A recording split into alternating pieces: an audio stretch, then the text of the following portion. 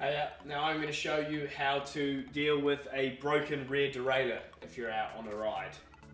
So I've just taken this derailleur off here just to show you the scenario that you'd be in. So this is to show you what happens if your derailleur hanger has broken, or if any part on your derailleur has broken, if you've snapped your chain and it's broken the derailleur on the way through, any of these situations. So the first thing you're going to want to do is disconnect the derailleur. So this one here is Di2, so I'm simply just going to unplug this here. Now if you don't have a plug tool for the Di2 in your saddlebag, you can be very careful using your fingers to pull it out. Making sure you don't tug on the cable itself, you want to pull on the end of the cable that is going into the derailleur. So it can be a little bit firm, but there we go, there's a clip. Now if you do have a gear cable, you're going to have to undo the 5mm pinch bolt and pull that through. Once you have that derailleur, you can just leave that down in the bottom of the chain there. And I'm just going to stuff this cable all the way back into the frame to keep it out of the way. Again, if it's a mechanical cable that you have, you simply just can wrap it round and tie it out of the way. So I'll just show you there with the Di2 cable like that. So once you've got the derailleur free from any cables holding it on, the next step is to break the chain to get the derailleur off your bike. So with your chain breaker, I have a workshop size one here, but you will need to have a small multi-tool or some sort of pocket tool with a chain breaker in it. So I'm just going to break this chain now. You can break it anywhere along the chain really. If you can, try and do it a little bit further away from the master link, which is a slightly different pin to the one on the rest of the chain, and that's where the chain was originally joined. So just moving that derailleur out of the way a little bit. Just gonna push this pin through there.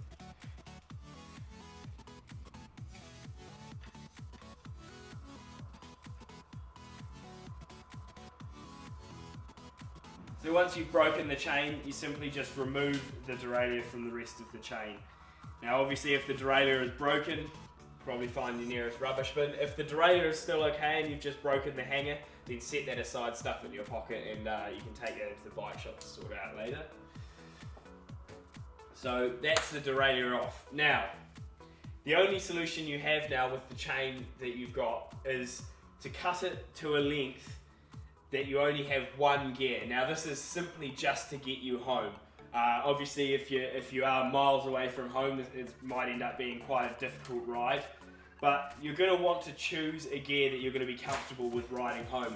If you've got a hilly ride home, make sure you select a gear that's on a nice easy one, so on your little chainring and then somewhere high up the cassette. One thing you will have to factor in mind is that you want to get the line running from the cassette to the chainring fairly straight. You don't want to have it on an extreme angle like that because the chain is going to be much more likely to pop off. Remember, you don't have a derailleur to keep the tension on the chain, so when I join it you'll see what I mean.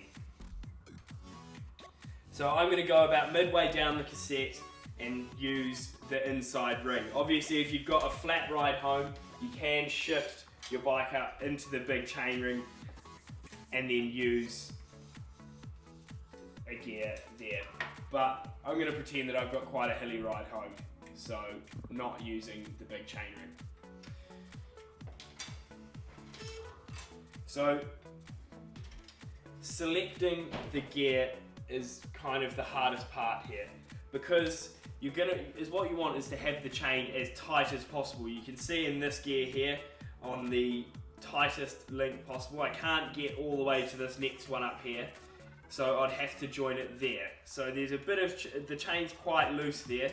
I'll just see if I can get it tighter on a gear down. It is a bit of a trial and error job, this one.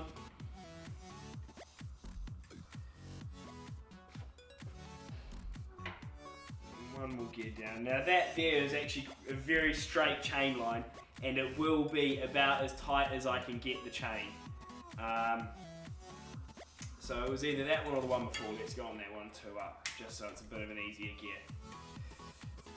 So now once you've done that, what you're going to want to do is cut the chain to that length. Now you want to be sure to cut off the open end of the chain. You don't want to cut off this closed end, you want to cut off the open end, because the pin is going to stay in the chain link that you're pushing the pin through off. So now I'm going to mark that and just pull, just keeping hold of the link. I'm just going to take the chain back off the bike, and it'll just be a bit easier out of the bike here.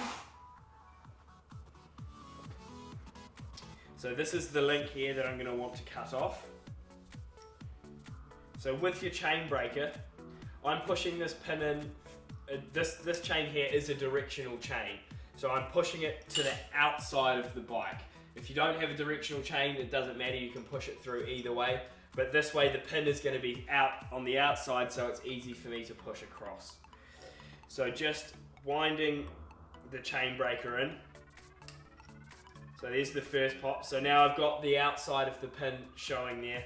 Now I'm not pushing this pin all the way off. I want it to stay grabbed onto this outside plate here. If you push it all the way off, you're never going to be able to get it back through, and you're going to have to shorten the chain again and go further down the cassette. So just keep winding that until it starts to get quite firm, which is about there. So you can feel the difference in tension there, and it's made it a lot harder to turn. So I'm going to stop there because that pin has now disengaged from this inside roller. So winding the chain off, don't need that extra bit anymore. Now I'm just going to thread this chain back through. You don't have a rear derailleur to thread it through, so sending that closed end of the chain through the front derailleur if you can. Going on the side of the road, this one might get a bit mucky, but don't have much choice.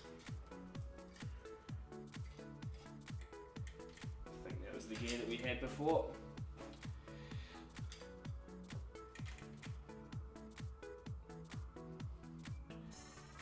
So now you can see that chain is really quite loose, but unfortunately there's not much we can do about that. There was no really super suitable gear.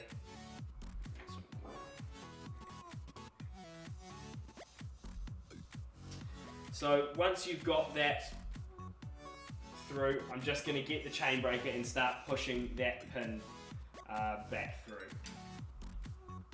Now you can see here, I've actually pushed the pin a little bit too far. If you can, you want to leave a bit of an edge on the inside of this chain link so it can hang on to the opposite link, the closed end of the chain. You see it's just falling out there. It does make it a little bit easier if there's an edge to get you started, but we'll see how we get on here.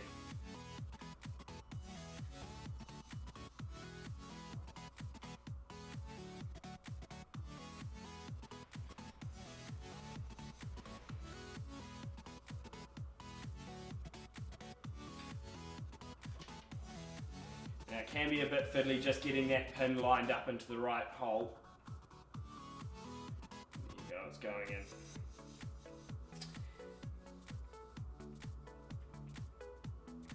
Now you just want to push it through so both sides of this pin is just sitting flush to the chain. Now once this is done here, this chain link is going to be quite tight. Well, that one's actually really loose now. So there we go, that actually worked out quite well. It can be quite tight, and if it is, you're just going to swing on it like that either side and just flex the link of the chain just to try and open it up a little bit, just so the chain link isn't too tight.